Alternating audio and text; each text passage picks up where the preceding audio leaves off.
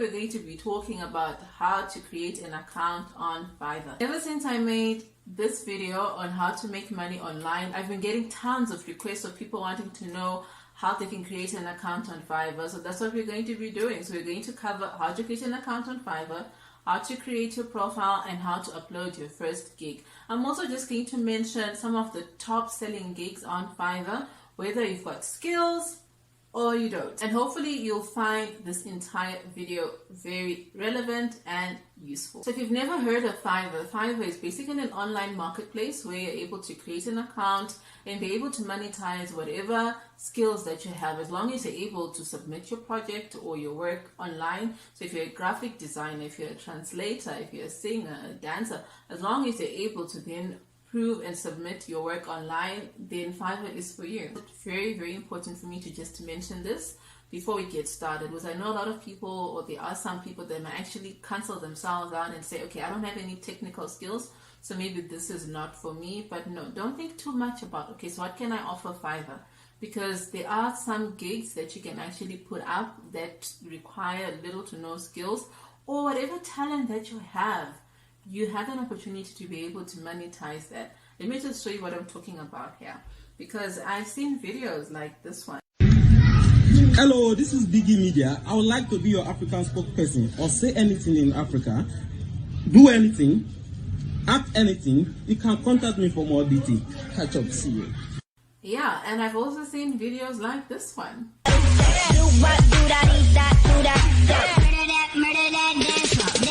So you can see that whatever skills that you have an opportunity to be able to monetize them. Okay, so what you're going to do, you're going to go onto fiverr.com. Then from there, you're going to click join. Then you enter the email address that you want to use for your account, like what I'm doing now. And then you click continue. From there, you need to actually create your username and the password. For your username, I really recommend that you use a username that you know you're not going to change, as it's actually kind of difficult to then try to change your Fiverr account once it's been activated. Sometimes you're better off choosing a username that is actually SEO friendly, that is searchable and easy to remember as well. There you click join, and that's it. So from here, you've created your account, and this is what it actually looks like when you enter your dashboard. So to activate your account, you need to go to your email address, and then you use the activation link that they actually sent to you for you to be able to activate your Fiverr account, so that you're then able to start using it. So I'm just going to activate my account now. Once your account has been activated, you see that the little error message that was there is gone now, so you're good to go. You can actually just start editing your profile now. So this is what it looks like. This is what your landing page will look like, and you can see the different services that you can provide there. So you're going to go to profile. You can start putting in the profile picture that you want and editing the information that you need. So I'm just going to select my profile picture now. Okay, so I've put my profile picture, but I just need to make sure that I explain what's happening at the top there just before we start. So these are the different services that you can actually go through, the different categories. And if you scroll down, you're able to actually see that you can create a new gig. You can enroll for different courses. Some are free, some are not.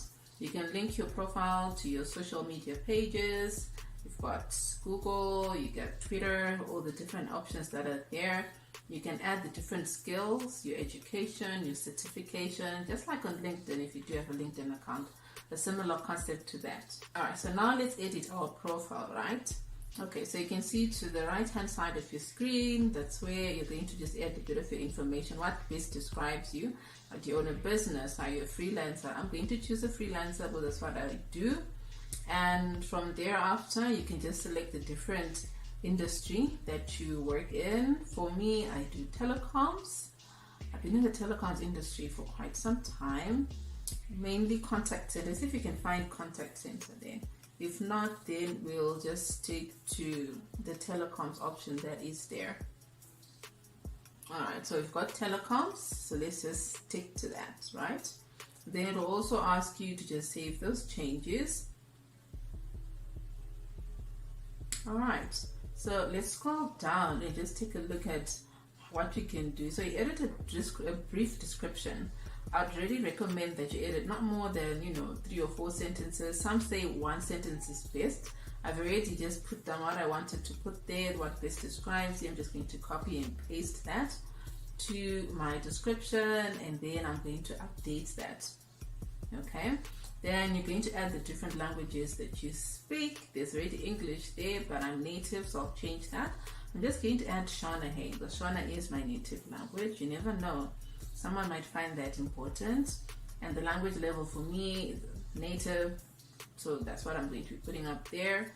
And then I'm just going to make sure I edit the English because I do speak some English. Alright, language level, native, add. So you can add all the different languages that you speak there. Then if you want to link your accounts, your Google, your Facebook, then the different skills, I'm just going to add one right here because we're out of time.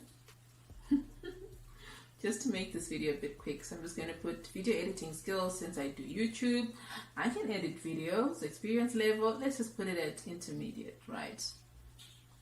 Okay, and then we add. So you add as many skills as you can that you believe are relevant and that can help you to stand out against all the other sellers. You can add your education, your university, any certification that you've got. You can put it up there as well.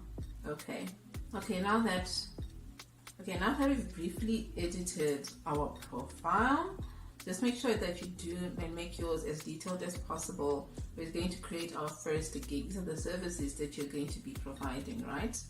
Alright, so you just click continue. You can take time to play those videos. It really does help to just get you to see the tutorials on how to edit and publish your gig and all the tips that they give you. You can take time to go through them, and they also give you some things that you really need to stay clear of so that you make sure that your profile stands out and you get nice reviews. Alright, so this is my personal info. We just need to make sure that we finish this part off, and I'm just going to put my name there.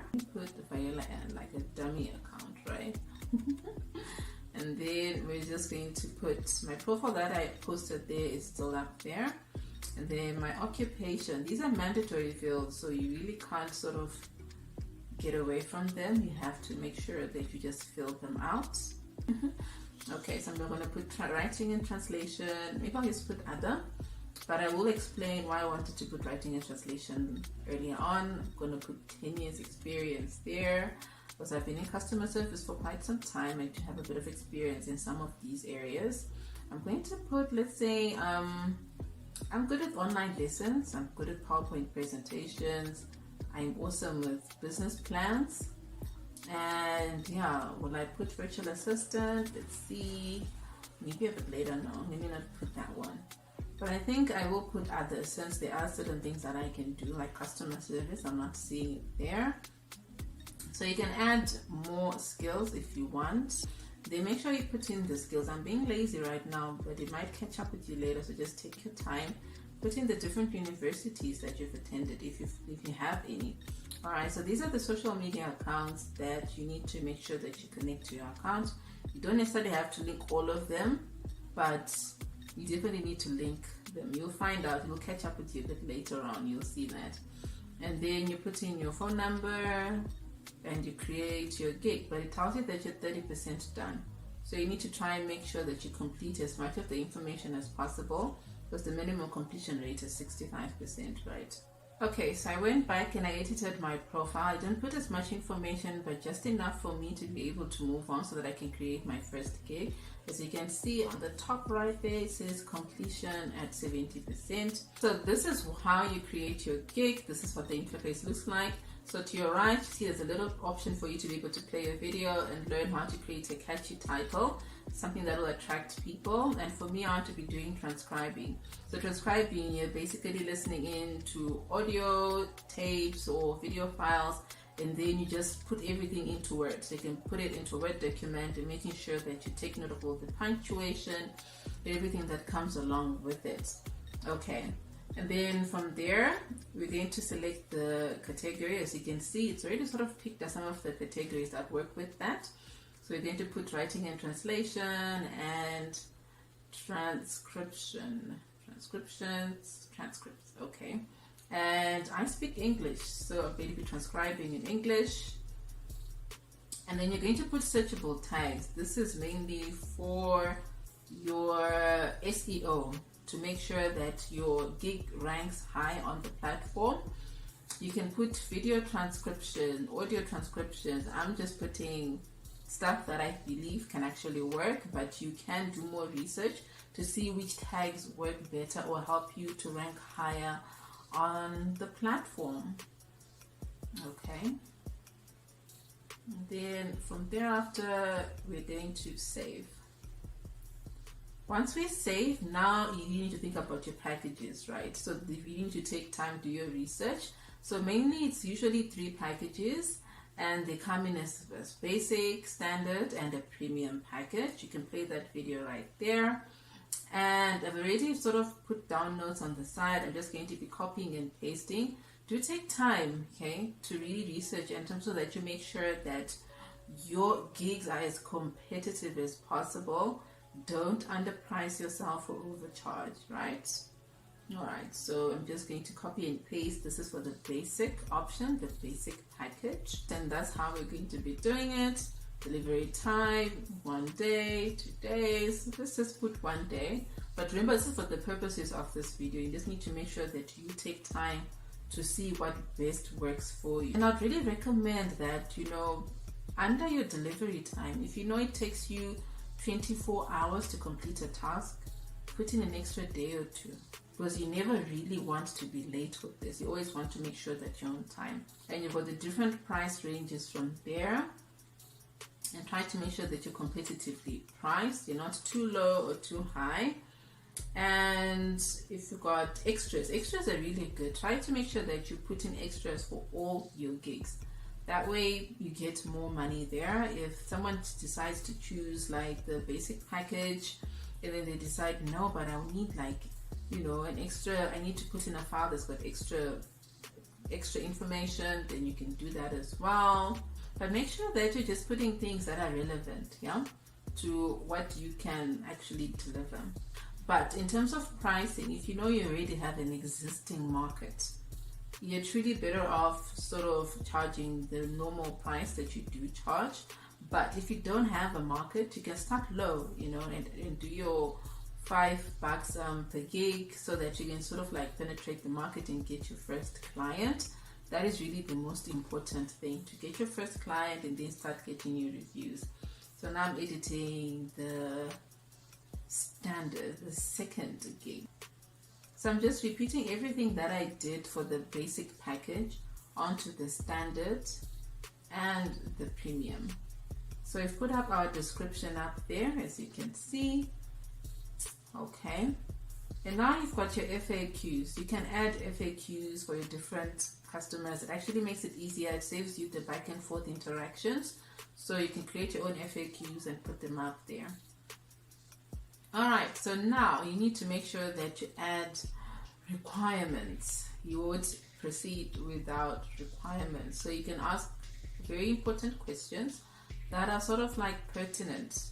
Helps you to be able to get as much information from the customer prior to having them sort of place the order on your gig. And then once you've done that, you make sure that it's mandatory, and you save and you continue.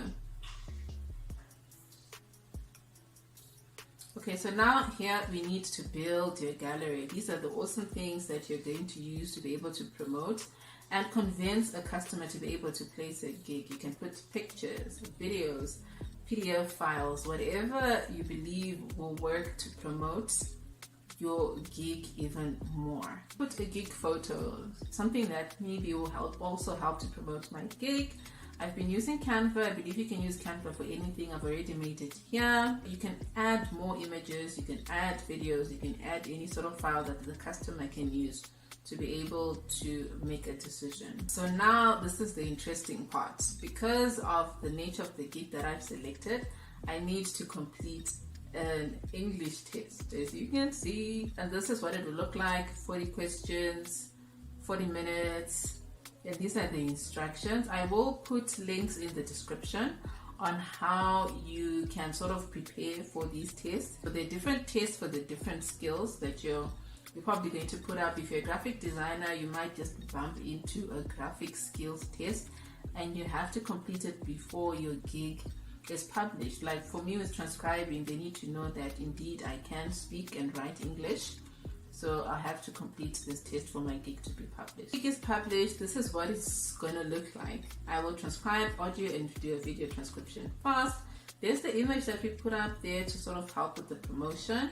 These are the different packages that I put up there and the different prices, and the information that we put that best describes the gig, providing as much information as possible, and it shows my experience, and customers are able to compare the different packages, see what we were talking about there, and they can do a comparison to see which one best works for them, and they can contact me, they can make a purchase and go through the different packages. And yeah, so this is it. So you can actually share your gig on Facebook, on Twitter, the different social media platforms, and it's important that you do that so that you get the word out there. You can share them in different groups to try and attract as many people as possible. Okay, so I've covered a lot in terms of how to register your account, edit your profile, and create your first gig, and just briefly gone through the dashboard. Do take time to explore it. It's not complicated, it's very fun to use, and you actually start realizing that, you know, it's comfortable to use. These are some of the top paying gigs that I've found on Fiverr, and some of them are for the experience and some are for no skills. Do not discount yourself. Whatever talent that you have, you have an opportunity to be able to monetize it. Okay guys, so yeah, that's it. I hope this video was not too long, and I hope you found it very useful.